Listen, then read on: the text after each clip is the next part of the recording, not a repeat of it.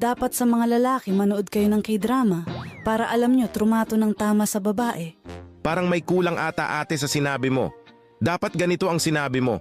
Dapat sa mga pangit na lalaki manood kayo ng K-drama para alam nyo trumato ng tama sa babae. Ganyan dapat, kasi pag gwapo ang lalaki hindi naman na nila kailangan pang tratuhin kayo ng tama eh. Kasi sa muka at ngiti pa lang nila halos dukutin nyo na ang mga pukilya nyo sa kilig. Pag may away o tampuhan kayo hindi na nila kailangan pang manuyo. Yakap sabay dukot lang sa pukilya, okay na kayo, wala nang mahaba pang diskusyon. Kaming mga pangit kailangan talaga naming itrato kayo ng tama kasi kami lang din naman ang masasaktan pag hindi namin kayo trinato ng tama. Isipin nyo kung gaano kasakit ang masabihan ka ng pangit ka na nga tapos ang pangit pa ng ugali mo. Putang ina ang sakit niyan par.